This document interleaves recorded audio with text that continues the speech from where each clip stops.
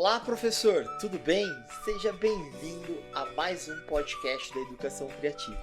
Eu, professor Thiago Mariano, hoje vou conversar com a professora de Física, Carol. Uma professora mega importante, uma professora que está há muitos anos na Educação Criativa e que tem muita coisa a contribuir na nossa vida. Vamos lá? Vamos assistir? Então, roda a vinheta!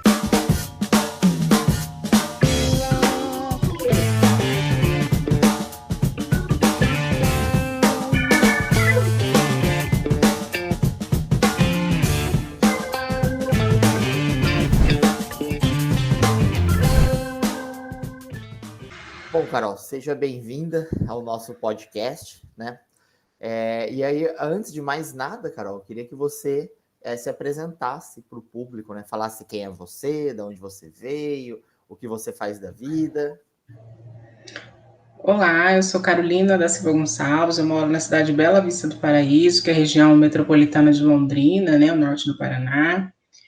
Eu sou licenciada em matemática pela Universidade Estadual de Londrina. Depois eu senti a necessidade de fazer a licenciatura em física também. Eu já sou professora aqui no município há 12 anos, eu sou PSS. E também sou pós-graduada em estatística, logo que eu terminei a graduação em matemática, eu fiz estatística.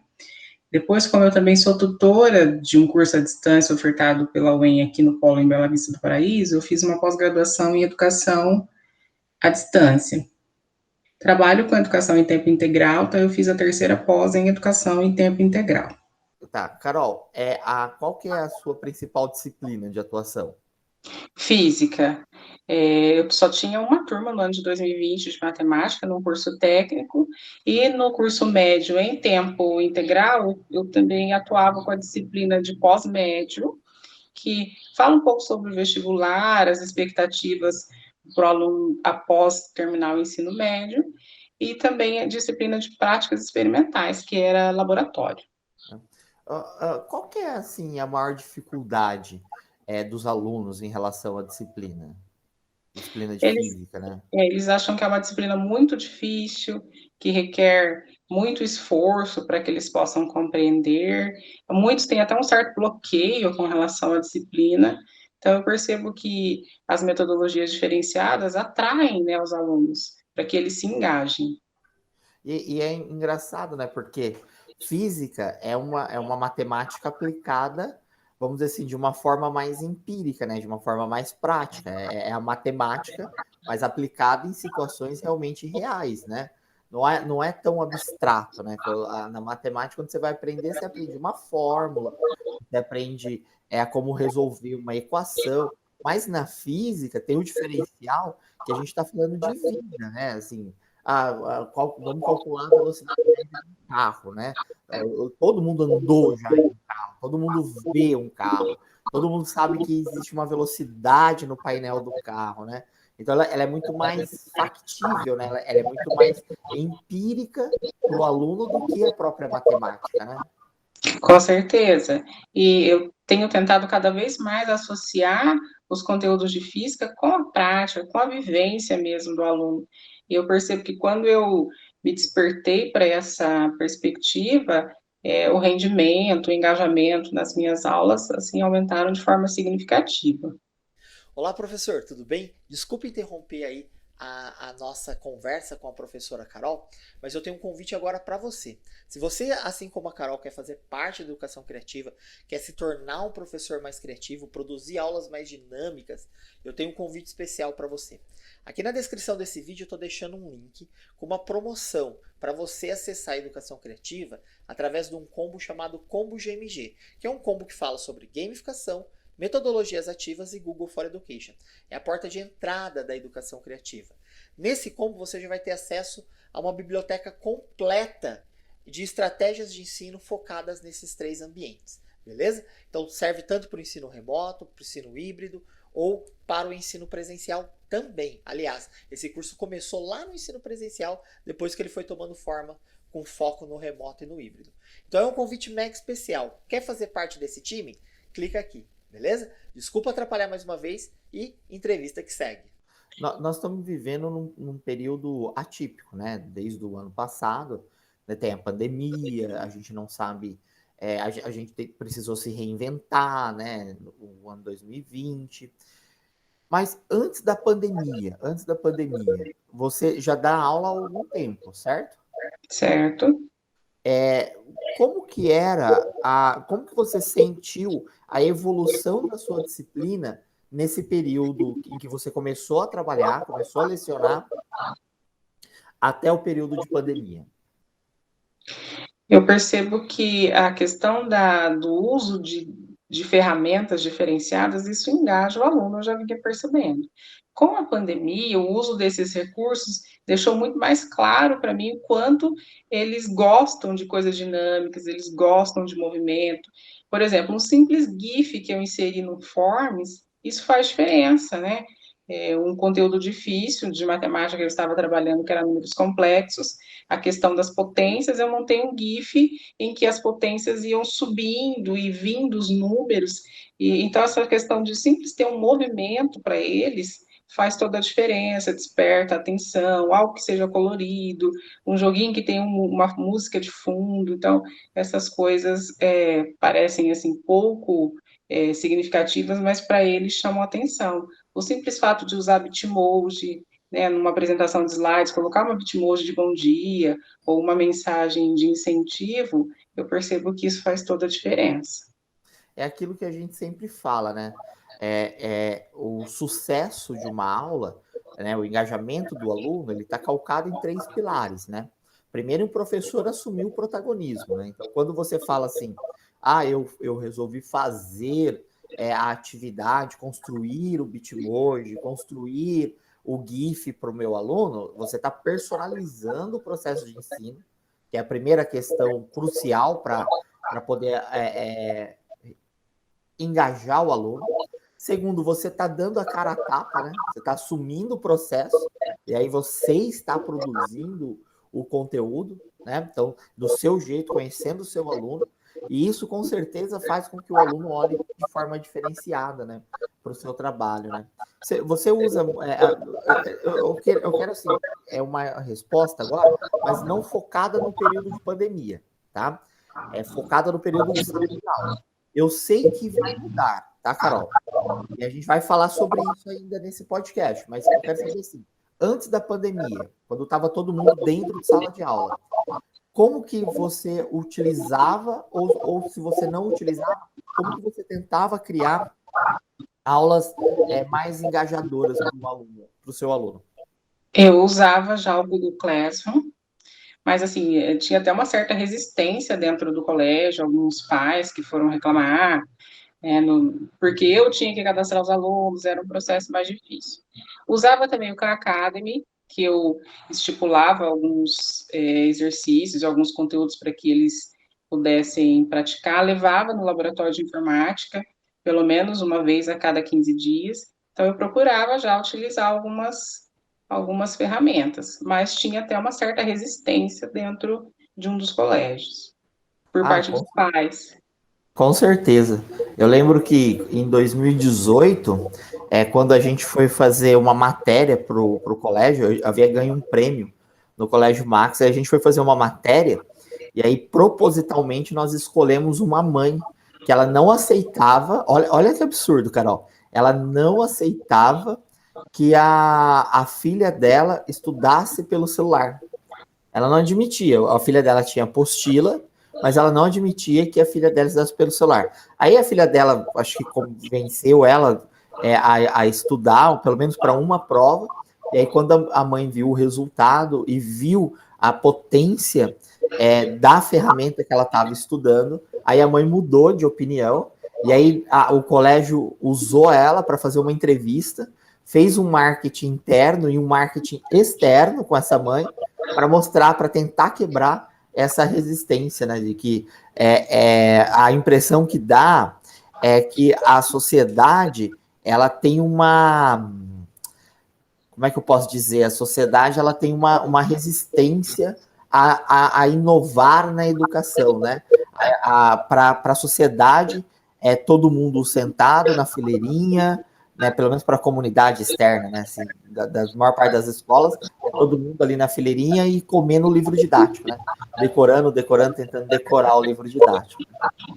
É interessante que essa mãe, eu a encontrei o ano passado, durante a pandemia, inclusive ela é professora, e ela comentou comigo aquele trabalho que você já fazia com o ano passado, que ela tem 2 filhos, né, que um estava no terceiro ano, no ano de 2019, e agora no ano de 2020, o outro filho entrou para o sexto ano, e dentro, né, dessa questão toda de pandemia, precisou usar o Google Classroom, e ela veio falar, nossa, já era aquela ferramenta que você tentava usar lá em 2018, 2019. Então, o reconhecimento acabou chegando, né?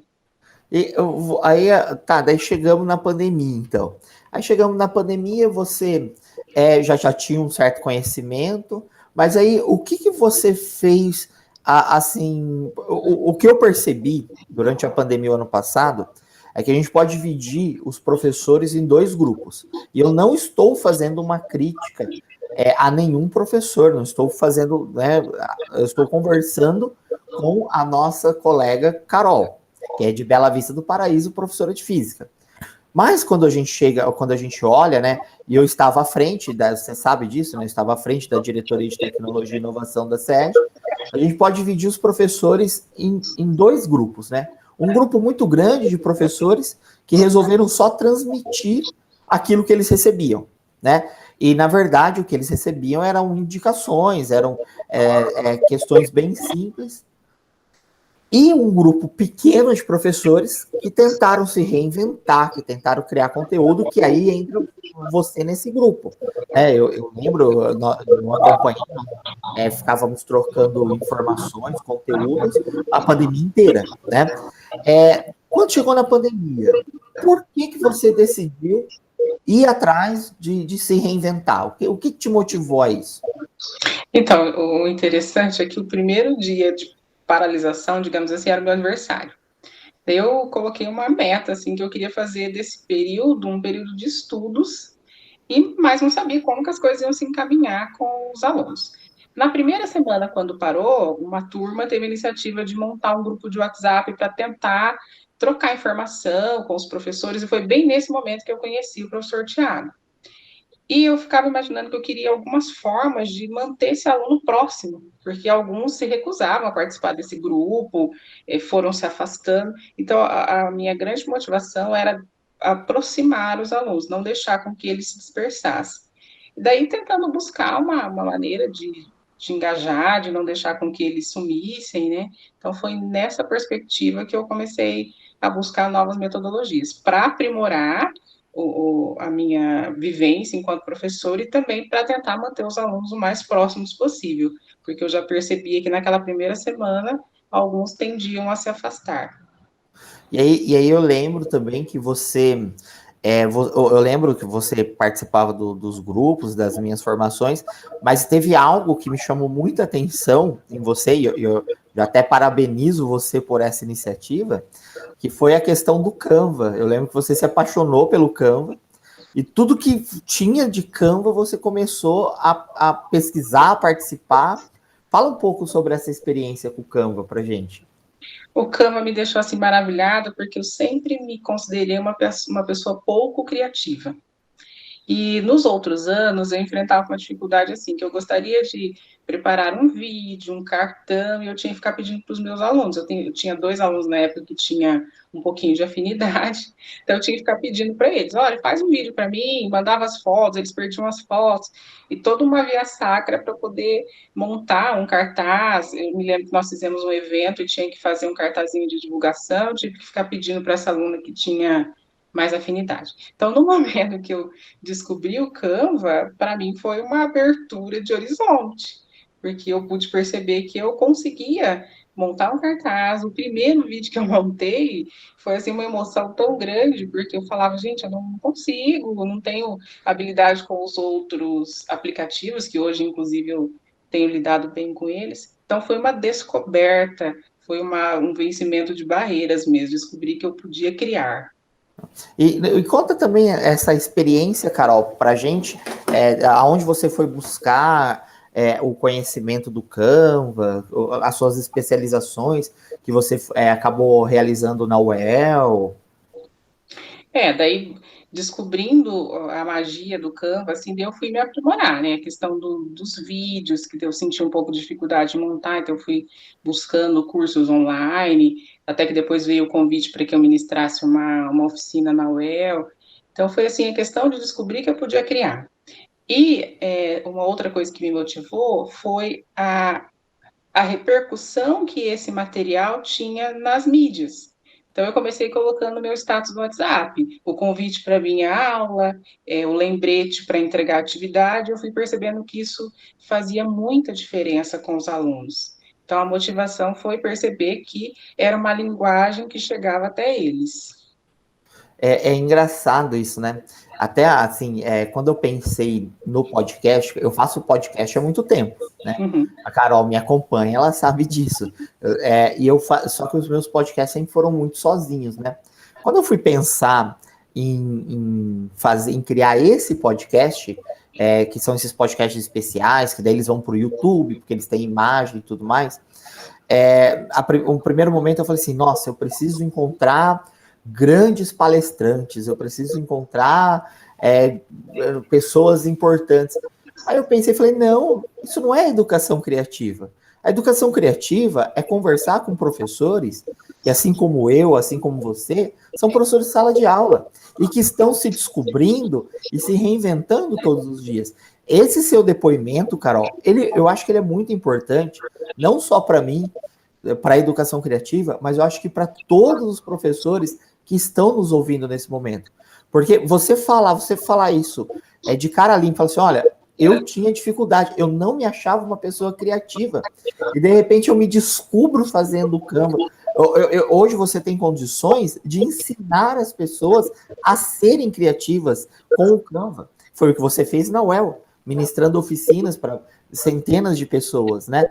Então, isso é muito legal, né? Assim, é o professor de sala de aula, você, que tem lá os problemas, que enfrenta a molecada que não quer nada com nada, que enfrenta a família que tem resistência, mas que não para, não se acomoda. É o tempo inteiro querendo aprender, querendo se reinventar, querendo descobrir novas metodologias para levar o melhor para o nosso aluno. Eu acho assim que você, nessa sua última fala, você sintetizou completamente o objetivo da educação criativa, né, que é trazer professores comuns, professores de sala de aula, mas mostrar como é possível construir uma educação de impacto. Basta ter vontade. Eu lembro também que o ano passado você mesmo era uma das professoras que tinham percebido o aumento do engajamento dos alunos, né, dentro das suas aulas. Como que foi isso para você durante esse período de pandemia, né? Eu percebi que o Meet é uma ferramenta que pode aproximar e pode engajar.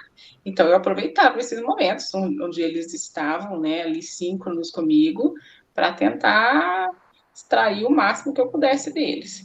E o Canva, nesse momento, me ajudava muito, no sentido de divulgar essas Meets. Daí eu comecei a usar o Instagram também para chamar alguns alunos que eu percebi que estavam online nas redes sociais, mas que tinham desaparecido das aulas, né? Então isso funcionava também, mandar um cartãozinho personalizado para um aluno que às vezes estivesse desaparecido, né? Enfim.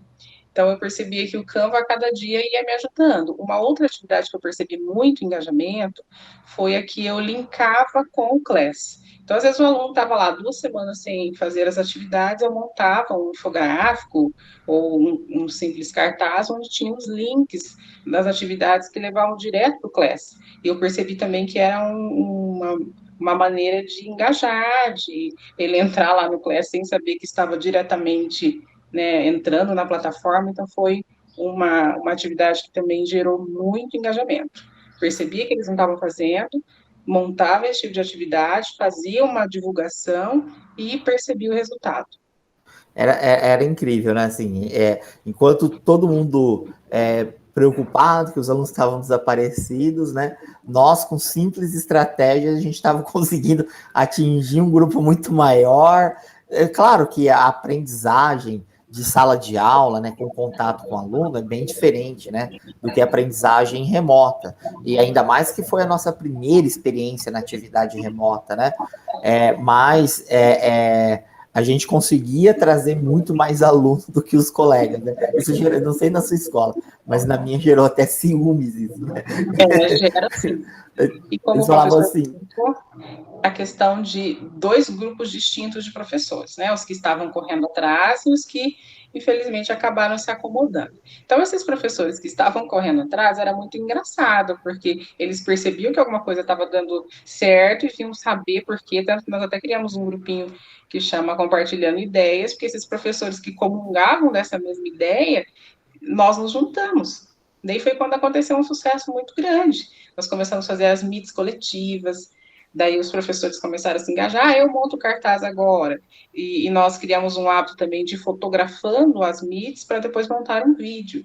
Então agora eu monto. Foi assim, esse pessoal que gostaria de buscar uma metodologia diferenciada, essa questão de engajar aluno, e nós nos juntamos e ficou muito nítida a separação. Os que estavam, né, buscando engajamento e os que se acomodaram dentro do colégio. Ficou muito nítida essa divisão, digamos assim.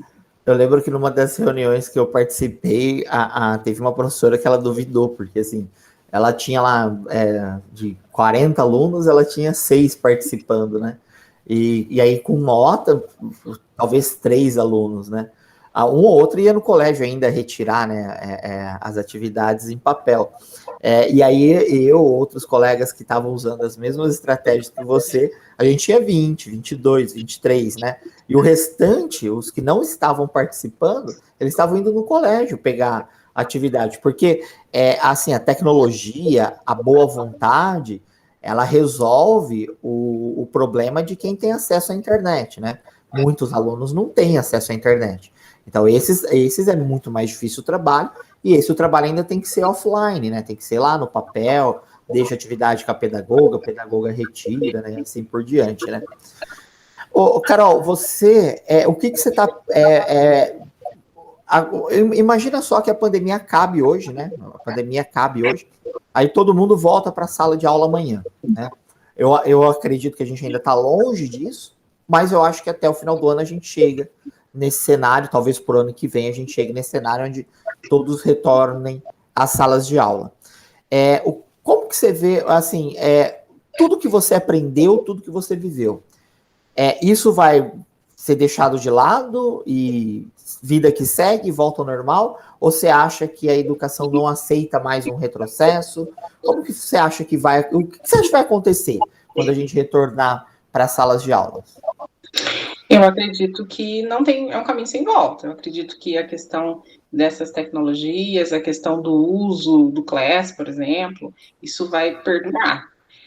Vai caber a nós, professores, achar um equilíbrio entre tudo isso, né?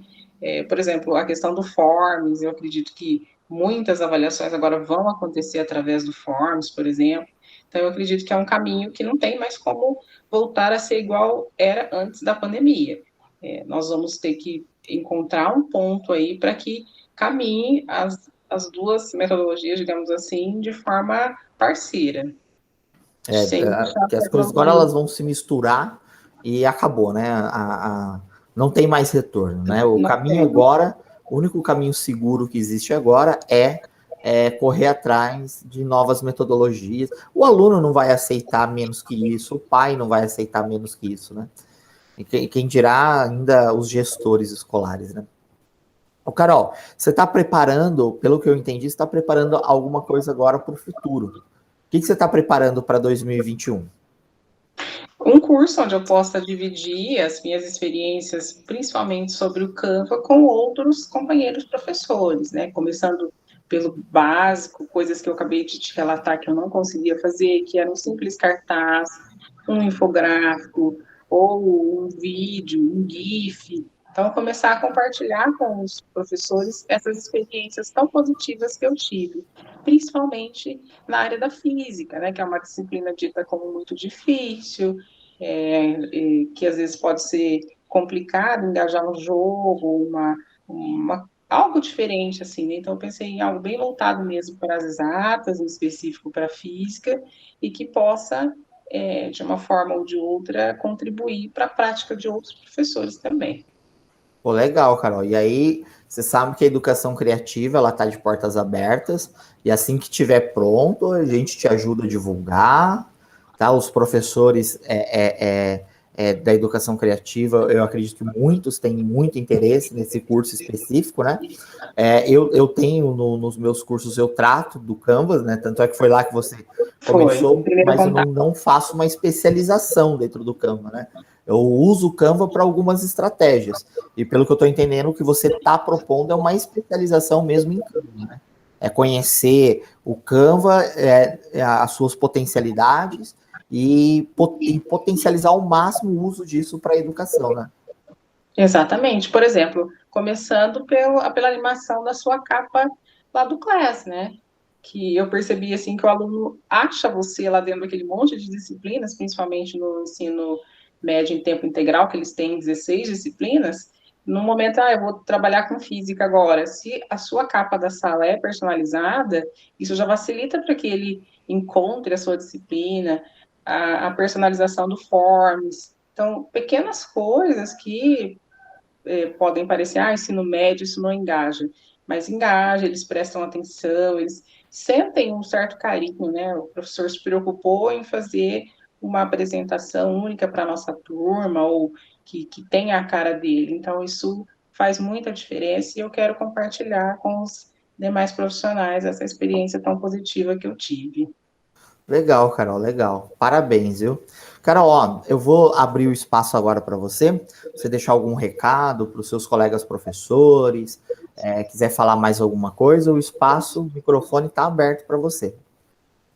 Eu gostaria de dizer para os professores, não tenham medo de testar, de errar algumas vezes. Eu me lembro que a primeira atividade que eu propus para que os alunos fizessem um cartaz, eu não especifiquei para eles para prestarem atenção e não escolher elementos que eram pagos.